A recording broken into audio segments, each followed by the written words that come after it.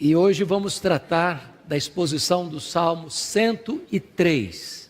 Peço que você abra sua Bíblia comigo, neste belíssimo poema escrito por Davi. Salmo 103, versos 1 a 22.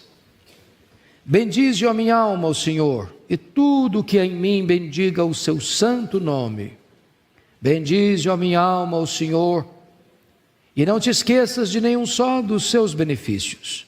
Ele é quem perdoa todas as tuas iniquidades, quem sara todas as tuas enfermidades, quem da cova redime a tua vida e te coroa de graça e misericórdia, quem farta de bens a tua velhice, de sorte que a tua mocidade se renova como a da águia.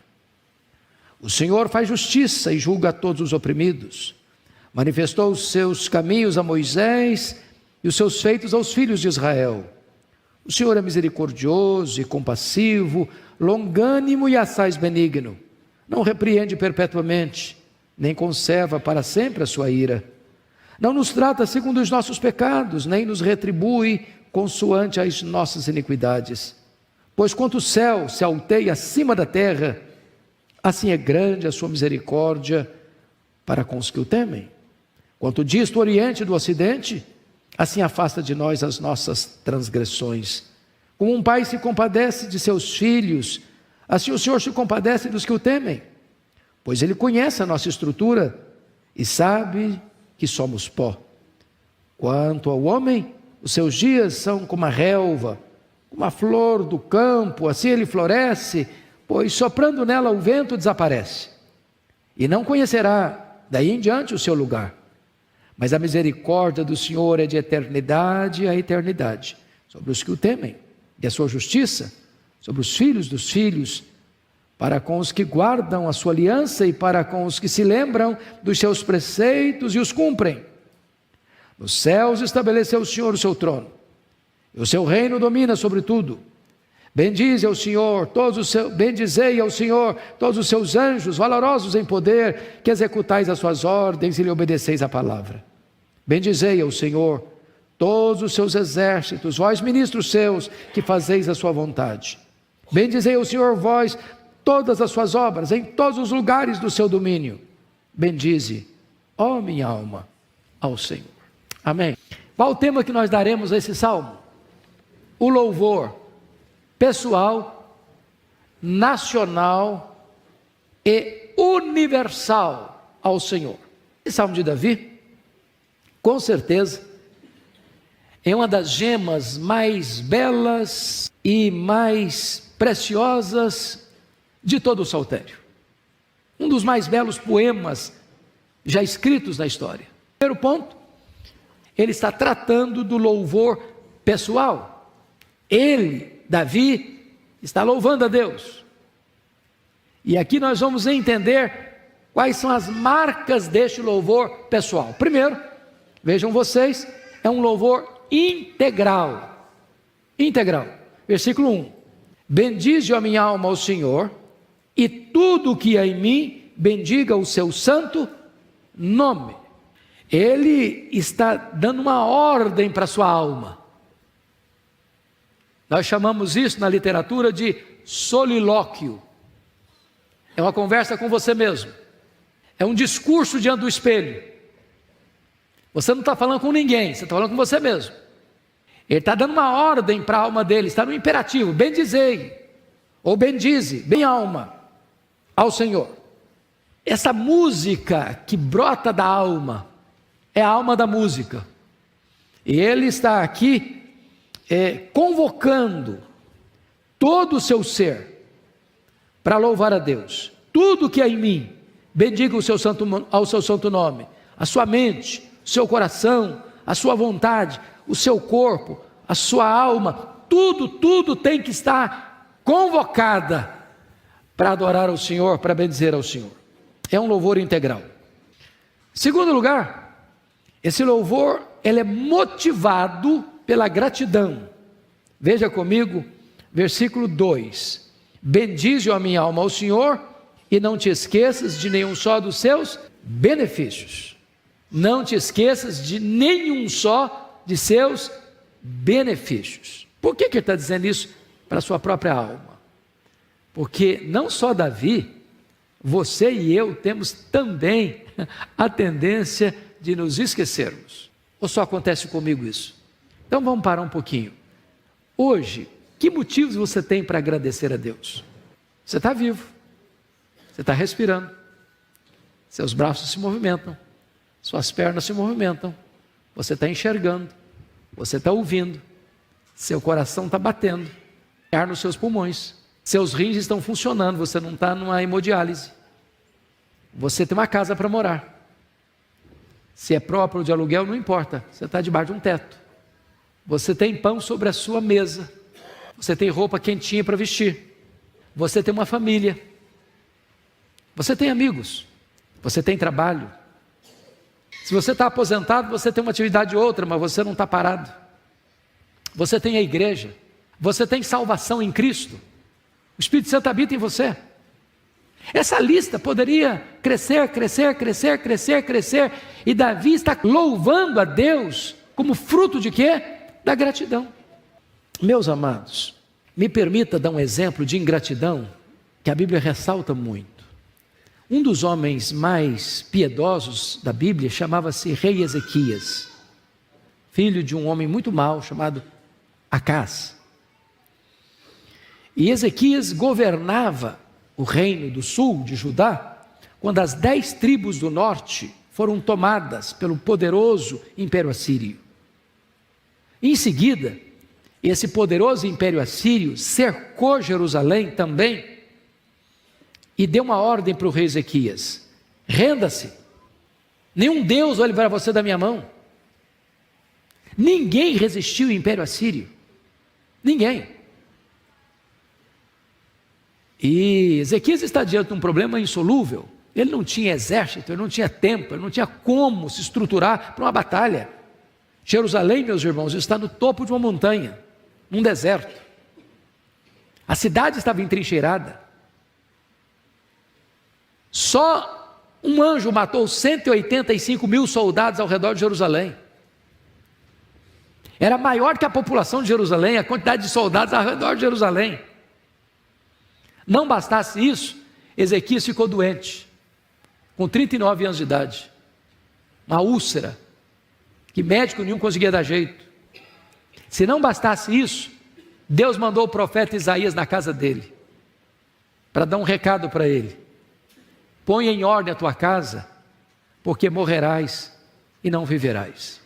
Como Ezequias acreditava em milagres, ele orou, chorou, Deus ouviu a oração, Deus mandou um anjo e matou 185 mil soldados assírios ao redor de Jerusalém, libertando Jerusalém.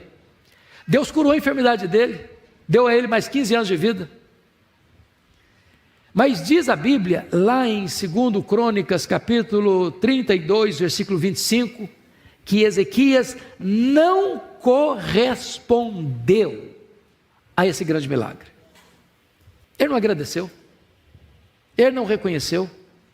Quando ele recebeu uma comitiva da Babilônia, ele abriu o seu palácio, seus tesouros, e mostrou quão grande, quão rico, quão poderoso ele era, e não deu uma palavra sequer de gratidão a Deus. E aquilo foi mal aos olhos do Senhor.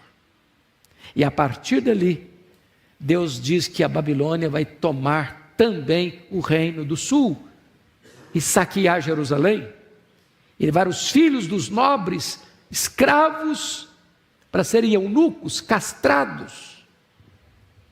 Por causa de quê? Da ingratidão. Você é grato ao Senhor? Bom, terceiro lugar, o louvor é motivado pelo perdão. Olha comigo o versículo 3, a parte A. Ele é quem perdoa todas as tuas iniquidades. Quantas iniquidades Deus perdoa? Todas. Tem alguma que Ele não perdoa? Se ficasse alguma, uma só sequer, estaríamos já condenados. No céu não entra pecado. Me permita fazer essa pergunta: você agradece a Deus pelo perdão? Ele perdoa todas as iniquidades, aquelas chocantes, escandalosas, aquelas que você acha que passa assim, mas de leve. Todas elas são nocivas, todas elas são mortais, todas elas afastam você de Deus. E Deus perdoa, e Deus não só perdoa, a Bíblia diz que Deus perdoa todas as iniquidades. Você pediu perdão para Deus hoje já? Saiba que Deus perdoa. Você não precisa carregar a fuligem do pecado, a culpa do pecado, o peso do pecado, a condenação do pecado, porque Deus perdoa todas as iniquidades. Quarto lugar, o louvor é motivado pela cura. Olha o versículo 3, parte B. Quem sara todas as tuas enfermidades? Um médico muito querido, lá em Vitória, que diz a seguinte coisa: Deus, toda cura é divina. Toda cura é divina. É Deus quem cura. Agora, Deus cura com os meios, Deus cura sem os meios, Deus cura apesar dos meios. Tem hora que Deus cura você, dizendo para o meu filho, vai ao médico. Ao médico. Está precisando daquela cirurgia? Faça a cirurgia. Está precisando tomar aquele medicamento? Toma aquele medicamento. Por exemplo, quem curou Ezequias? Foi Deus. Mas o que Deus mandou fazer? Usar o remédio. Quem tem o poder de curar é Deus. Ele usa os instrumentos. Às vezes até quando o instrumento faz a coisa errada, Deus reverte o que foi feito errado e cura. Às vezes Deus cura sem o meio. Um milagre acontece. E a história está eivada de exemplos. De cegos que viram, de coxos que andaram, de surdos que ouviram, de mudos que falaram, de leprosos que foram purificados. O ponto é, quem sara, quem cura é Deus. Você já experimentou isso na sua vida alguma vez? Quinto lugar, o louvor é motivado pela restauração. Olha o verso 4 comigo. Quem da cova redime a tua vida e te coroa de graça e misericórdia. Meus irmãos, quem está escrevendo esse poema, quem é mesmo? Davi. Você que já leu a biografia de Davi, já leu 1 Samuel, 2 Samuel, quantas vezes Deus livrou Davi da morte? Por exemplo, livrou Davi da mandíbula do leão, livrou Davi das garras do urso, livrou Davi da espada de Golias, livrou Davi das lanças de Saul, livrou Davi da fúria dos filisteus, livrou Davi da conspiração de Absalão. Para um pouquinho para imaginar agora, quantas vezes Deus já livrou você da cova da morte? Quantos perigos você já passou e você nem soube que passou e Deus livrou você?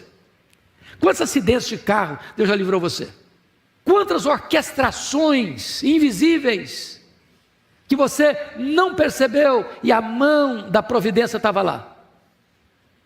Quantas vezes Deus mandou um anjo para proteger você?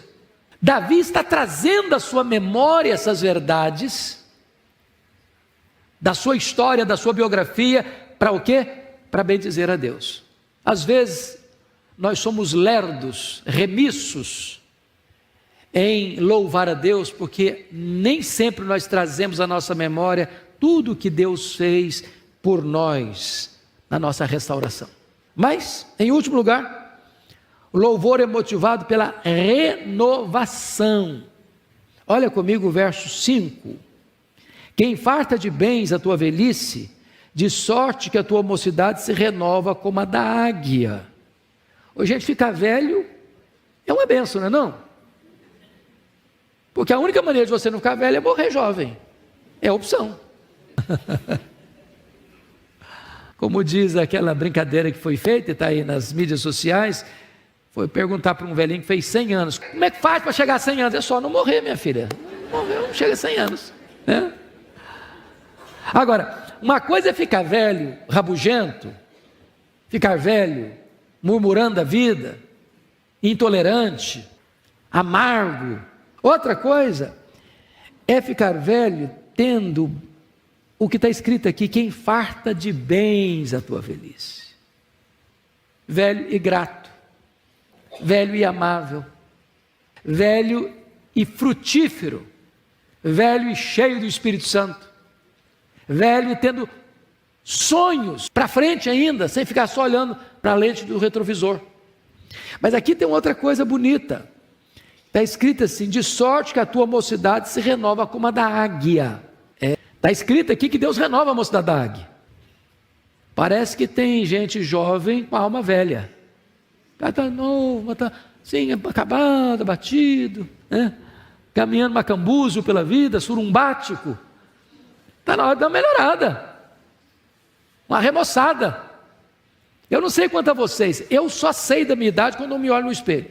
Eu tomo um susto também. Liga, você está meio derrubado. Porque a minha cabeça é de jovem. Eu sonho como um jovem, eu quero realizar coisas como se fosse jovem. É bem verdade que a cabeça manda, o corpo não vai, mas pelo menos a cabeça está boa. Tem que renovar.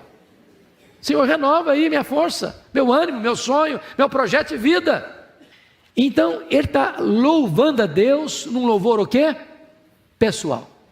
Agora vai fazer uma transição. Mudou o parágrafo, vai fazer uma transição. Começa então agora o louvor nacional, a partir do versículo 6. E eu vou destacar algumas coisas aqui.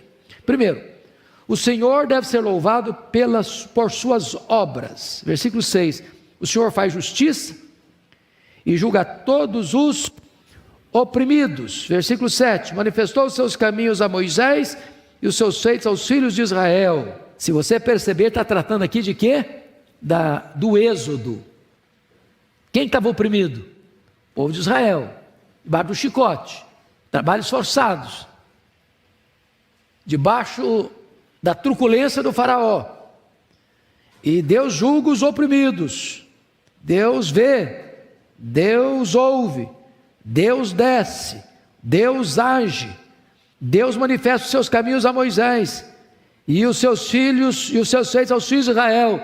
Deus vai lá, manda 10 pragas, destrona o panteão egípcio, tira o povo, conduz o povo, abre o mar vermelho, traz maná, traz água da rocha, traz uma coluna de fogo, traz uma coluna de nuvem, vai libertando o povo dos inimigos ao redor. Deus vai conduzindo o seu povo.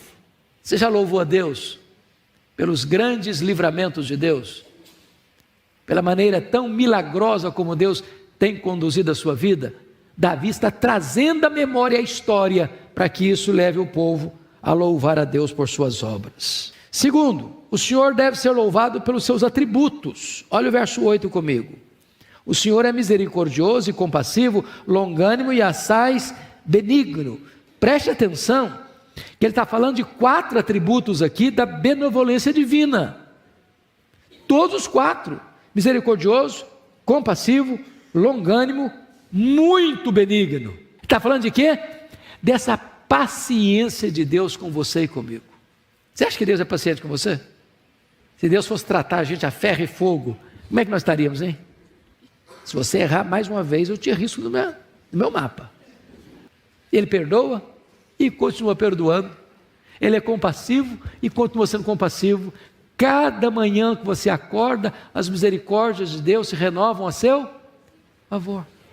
Terceiro lugar, o Senhor deve ser louvado pela sua misericórdia com o seu povo. Você pode ler o verso 9 a 11 comigo? Vamos lá. Não repreende perpetuamente, nem conserva para sempre a sua ira. Não nos trata segundo os nossos pecados, nem nos retribui consoante as nossas iniquidades. Pois quanto o céu se alteia acima da terra, assim é grande a sua misericórdia para com os que o temem. Meus irmãos, o que ele está dizendo é o seguinte: se a ira de Deus é passageira, a misericórdia de Deus dura para sempre. Se Deus tratasse a você e a mim segundo os nossos pecados, estávamos fritos, condenados. Mas Ele não nos trata segundo os nossos pecados, mas consoante a sua muita misericórdia. E aqui tem uma expressão que me impressiona: pois quanto o céu se alteia acima da terra, assim é grande a sua misericórdia para com os que o temem. E nós temos aqui, Dr. Abelin, que é um cientista que tem dado palestras Brasil afora, mundo afora, sobre a grandeza do universo. Quanto é que o céu está acima da terra? Alguém já mediu? A última dado que eu tive, Evelyn, é que nosso universo tem 93 bilhões de anos-luz. É isso mesmo? Não tem mais do que isso? É mais do que isso? Pois é, eu não sei nem o que é isso direito. Nem você, viu? Certo é que ele está usando uma linguagem que talvez ele, do ponto de vista científico da vida, não podia ter informação naquela época. Hoje sabemos que é muito mais, muito mais, muito mais, muito mais. Assim como o céu se alteia acima da terra, assim é grande a sua misericórdia. Diríamos nós que a misericórdia de Deus é infinita, imensa, não pode ser medida. É assim que Deus trata você e a mim. É assim que Deus tratou Israel. É assim que Deus trata a igreja. É assim que Deus trata o seu povo. Louvado seja Deus, irmãos, por esta infinita misericórdia de Deus com o seu povo. Quarto lugar, o Senhor deve ser louvado pelo seu completo perdão. Você pode ler o verso 12 comigo? Quanto dista o Oriente do Ocidente, assim afasta de nós as nossas transgressões. Transgressões. Bom, se você vai, como é que é o negócio? Aqui é Oriente, aqui é Ocidente. Quanto mais você for para o Oriente, mais você se afasta do Ocidente. Assim Deus afasta de nós as nossas transgressões. Ele está usando uma linguagem, ele está usando uma figura, ele está usando uma metáfora. Ele está querendo que você entenda como Deus afasta de você os seus pecados. A Bíblia usa outras figuras, por exemplo, Deus desfaz o nosso pecado como a névoa, né? Tem outra figura que diz que Deus joga os nossos pecados para trás das suas costas. Tem outra figura que diz que Deus pega os seus pecados e os lança nas profundezas do mar. Há profundezas no mar mais profundas do que tem picos para cima. O Monte Everest com 8.800 metros de altitude, pois tem buraco com mais de 8.800 metros para baixo. Deus joga lá embaixo, numa figura bíblica. Deus perdoa os nossos pecados e deles não mais se lembra, diz a Bíblia. Só pegar um gancho aqui, porque este é um termo que às vezes é confuso para as pessoas compreenderem, porque a Bíblia diz que Deus perdoa os nossos pecados e deles não mais se lembra, e a Bíblia diz que nós devemos perdoar assim como Deus em Cristo nos perdoou. E às vezes eu encontro pessoas dizendo assim: ah, pastor, eu não consigo perdoar até que eu perdoo, mas esquecer, isso eu não consigo. Você já fez essa declaração alguma vez? Me permita dizer isso. Se você diz assim para mim: eu perdoar, eu perdoo, mas esquecer eu não consigo, se é isso mesmo, você está de parabéns, porque significa que você não tem amnésia.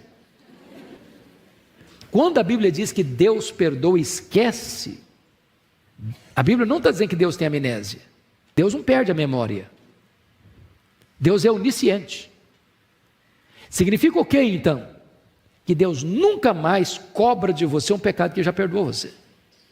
Que Deus nunca mais joga no seu rosto um pecado que já perdoou você. Que Deus não traz à tona contra você um pecado que já perdoou você. O perdão de Deus é completo, é cabal, é definitivo. Na linguagem bíblica, ele afasta o seu pecado de você, como o Oriente se afasta do Ocidente. É assim que Deus perdoa você, que Deus perdoa a mim. Meus irmãos, é isso que alivia a consciência. Não tem técnica psicológica para lidar com o problema da culpa. Não tem. Você pode ir no melhor psiquiatra, você pode ir no melhor psicólogo, você pode ir no melhor psicanalista, você pode ir na melhor técnica psicológica, das melhores escolas psicológicas. Ninguém tem capacidade de tirar de você o problema da culpa. Mas o perdão de Deus tira. O perdão de Deus tira esse fardo esmagador do seu coração. Há um outro ponto, no versículo, quinto lugar: o Senhor deve ser louvado por sua compaixão. Versos 13 e 14. Pode ler comigo? Vamos juntos? Como um pai se compadece de seus filhos, assim o Senhor se compadece dos que o temem, pois Ele conhece a nossa estrutura e sabe que somos pó. Deus conhece a sua fortaleza? Não. Deus conhece o quê? A sua fraqueza. Nós somos o quê? Pó. A nossa estrutura é pó. E aqui ele usa uma outra linguagem, né? Como um pai se compadece de seus filhos, assim o Senhor se compadece daqueles que o temem. Toda metáfora ou toda figura de linguagem, ela não é completa em si mesma, certo? Ela é deficiente. Não é possível encontrar uma figura que possa ser completamente adequada. Por exemplo, tem algum pai que não se compadece do filho? Tem? Conhece algum? Tem pais monstros? Tem pais que matam os filhos? Tem pais que não assistem os filhos? Tem. A figura, entretanto, de pai, de forma geral, é que o pai prefere dizer que está sem apetite se só tem um prato para comer. Para dizer, não, meu filho, é você. O que o pai faz? Ele se priva de um privilégio para dar para o filho. Ele deixa de comprar um sapato para ele para comprar para o filho. Ele deixa de comprar uma camisa, uma roupa para ele para comprar para o filho. Ele não teve quando era jovem, mas agora ele quer dar o melhor, o que ele não teve a oportunidade, ele quer dar para o filho. Porque o pai faz o que com o filho? Se compadece. Se o pai, e Jesus disse isso, se vós que sois maus, sabeis dar boas dádivas aos vossos filhos, quanto mais o Pai Celestial vos dará o Espírito Santo àqueles que o pedirem. Então você tem Deus como Pai, o Pai das luzes, o Pai perfeito, o Pai que não erra, o Pai que não é injusto, o Pai que não trata um filho com crueldade nem com injustiça. Esse Pai celestial se compadece de você. Vamos pegar a figura do pródigo, uma parábola.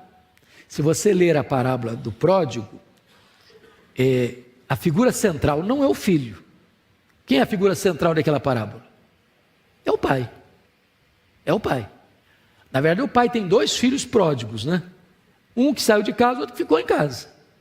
Um que era descabeceado, como dizia o caipira, e outro que era formal demais, que respeitava o pai, obedecia o pai, mas agia como se fosse um escravo, e não como um filho, não como herdeiro. E aí de repente o filho que pegou toda a herança e jogou fora, e voltou sujo, roto, maltrapilho, cheirando a chiqueiro, o pai corre, o pai abraça, o pai beija, o pai manda trazer roupa nova, sandália nova, anel no dedo, manda ir lá matar o cevado. Sabe o que é cevado? Era aquele garrotinho que era tratado com todo cuidado, com o melhor alimento, para uma ocasião especial, de uma celebração especial. Mandou matar o cevado, e mandou trazer música, e mandou fazer uma festa, porque esse meu filho estava perdido e foi achado, estava morto e reviveu. O que significa isso? Compaixão. Que filho merecia isso? Não merecia. Ele recebe o que não merece, e receber o que não merece é o quê? Compaixão. É assim que Deus trata você, é assim que Deus trata a mim, é assim que Deus trata o seu povo. Mas, sexto lugar agora, o Senhor deve ser louvado por aqueles que, embora efêmeros, ousam temer o seu nome. Vamos ler juntos do verso 15 ao verso 18. Pode ler comigo? Vamos juntos? Quanto ao homem, os seus dias são como a relva, como a flor do campo, assim ele floresce, pois soprando nela o vento, desaparece, e não conhecerá daí em diante o seu lugar. Mas a misericórdia do Senhor é de eternidade a eternidade sobre os que o temem, e a sua justiça sobre os filhos dos filhos, para com os que guardam a sua aliança, para os que se lembram dos seus preceitos e os cumprem. Bom, veja você que no verso 14 ele já nos comparou como pó. A nossa estrutura é pó. Você foi feito do pó, você voltará para o pó, portanto você é pó.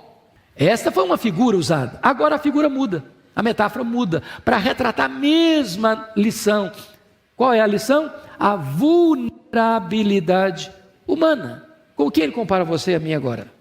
A flor do campo. Preste atenção, não é a flor do jardim, é a flor do campo.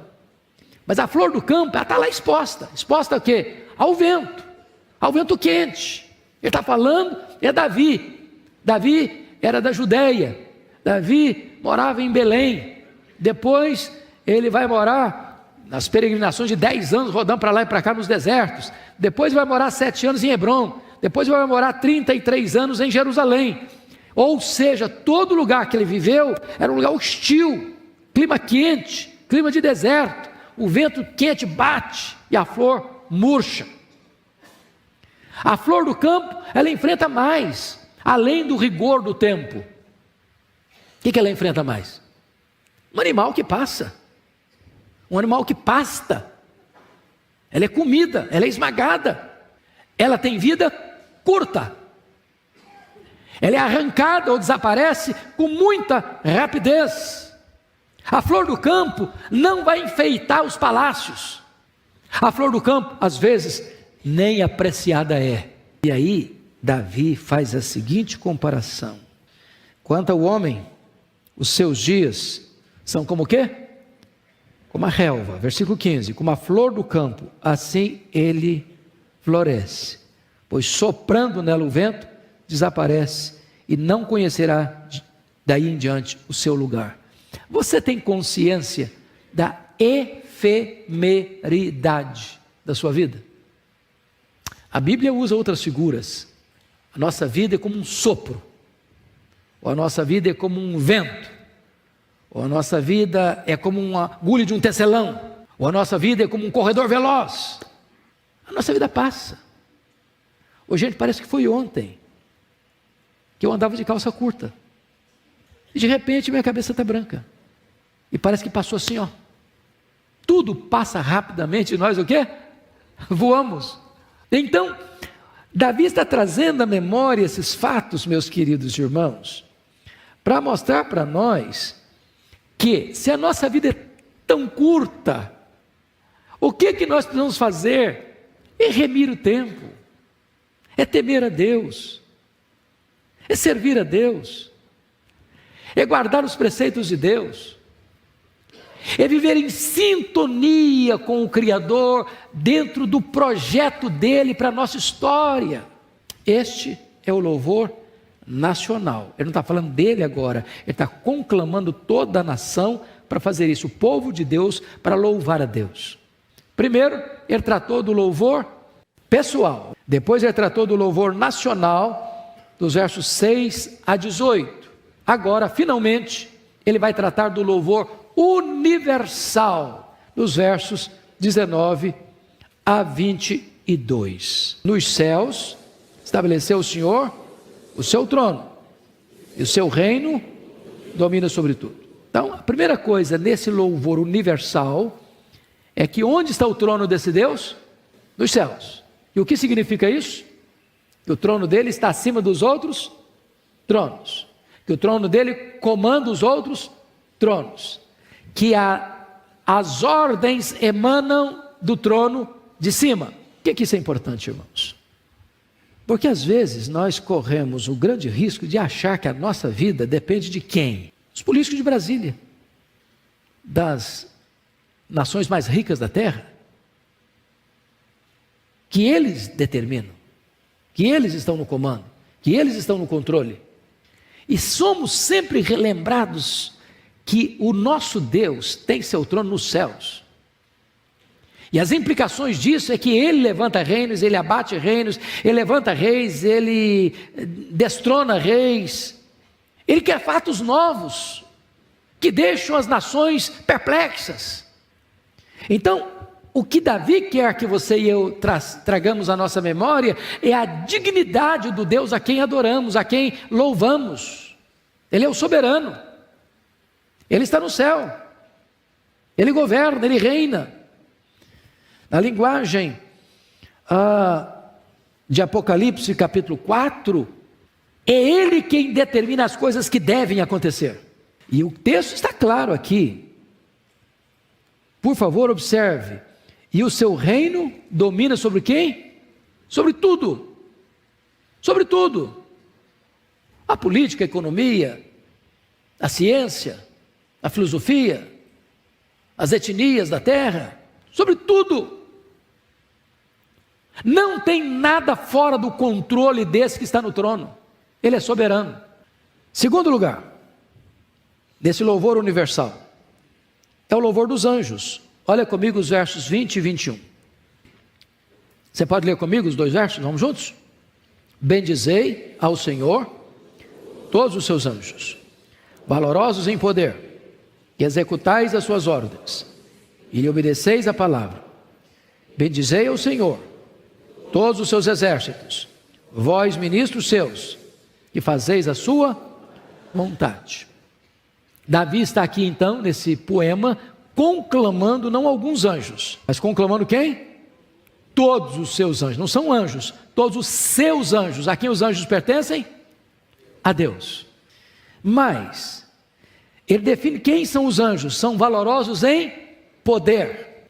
O que os anjos fazem? Executam as suas ordens. O que mais os anjos fazem? Obedecem à sua palavra. Bendizei o Senhor todos os seus exércitos, vós ministros seus que fazeis a sua vontade. Então vamos entender um pouco isso aqui, irmãos. Lá em Hebreus 1,14 diz que os anjos são ministros de Deus, ou numa linguagem teológica, são diáconos de Deus, que estão a serviço de Deus para servir a igreja. Você sabia disso? Que os anjos servem a igreja? Não é aquela ideia de anjo da guarda, que cada um tem um anjo particular a tiracolo. Todos os anjos de Deus estão a serviço de Deus, que trabalham em favor daqueles que herdam a salvação, de você e de mim, da igreja. Não há no mundo angelical, preste atenção nisso, depois que houve a queda dos anjos, não há salvação para anjo caído, e não há possibilidade de queda naqueles que foram preservados. Não há desordem, desobediência, da parte desses que são servos, que servem para obedecer, para cumprir as ordens de Deus. Prontamente eles atendem. Isso é maravilhoso. E agora Davi está compreendendo que os próprios anjos que foram criados por Deus, que vivem para exaltar a Deus, para glorificar a Deus, para cumprir as ordens de Deus, eles devem entrar neste grande coro universal, deste louvor cósmico, que deve exaltar aquele que está no trono. Terceiro lugar, versículo 22, na parte A, entra então o que nós chamamos de louvor cósmico, pleno, universal. Leia a parte A do versículo 22 comigo. Bendizei ao Senhor, vós todas as suas obras, em todos os lugares do seu domínio. Então vamos entender uma coisa aqui. Bendizei ao Senhor, vós todas as suas obras, em todos os lugares do seu domínio. O seu domínio mandem até que ponto? Versículo 19. O seu reino domina sobre tudo, no céu, na terra, debaixo da terra, nos mares, nos planetas, nas galáxias, nos mundos estelares, tudo que existe, conhecido e não conhecido ainda, é conclamado, é convocado, num louvor cósmico, a entrar neste grande coro universal, para bendizer a Deus, para exaltar a Deus. Esta é a mesma figura que vai aparecer lá em Apocalipse capítulo 5, versos 12 a 14, quando todo ser que existe, Todo ser que existe, no céu, na terra, debaixo da terra, em todo o cosmos, é conclamado a adorar aquele que está no trono e ao Cordeiro, dizendo a ele a honra, a glória, o louvor, o domínio, pelos séculos dos séculos. O universo inteiro está se rendendo ao Criador, ao que está sentado no trono, para bendizê-lo. Louvado seja o nome do Senhor. Mas como é que Davi termina? Ele encerra com louvor pessoal. Bendize, ó minha alma, o Senhor. Aleluia. Sabe o que ele está dizendo? O salmo termina como começou, com louvor pessoal. O que ele está dizendo? É que esse louvor cósmico, que atinge todas as obras de Deus, em todos os lugares do seu domínio, precisam começar e precisam encerrar comigo, que sou adorador. Este é um dos picos mais elevados de toda a revelação bíblica no que tange aos livros poéticos. O Salmo 103, que trata do louvor pessoal, do louvor nacional, do louvor universal, do louvor cósmico. Mas tudo isso começa com você e encerra em você, que foi chamado para ser um adorador. Que Deus nos abençoe. Desde o sol na sua força, a lua na sua poesia, as estrelas no seu esplendor, as montanhas empinadas aos céus, os vales mais profundos da terra, desde o ser humano criado à tua imagem, à tua semelhança, aos animais do campo, às aves dos céus, aos peixes do mar. Ó meu Deus, todos são convocados a reconhecer que tu és Deus e a exaltar o teu nome. O que te pedimos nesta manhã é que tu geres no nosso coração compreensão de quem tu és e do que tu tens feito. Mas mais do que isso, que tu nos dês um senso profundo para reconhecermos a tua misericórdia, a tua graça, o teu perdão, a tua benevolência, a tua restauração, a tua cura. E abra os nossos olhos, ó Deus, para vermos as tuas maravilhas e termos um coração grato por tudo quanto tu tens feito por nós. Adoramos-te por quem tu és, damos-te graças por aquilo que tu tens feito em nossa vida. Te exaltamos neste nome que é sobre todo nome, o nome de Jesus. Amém.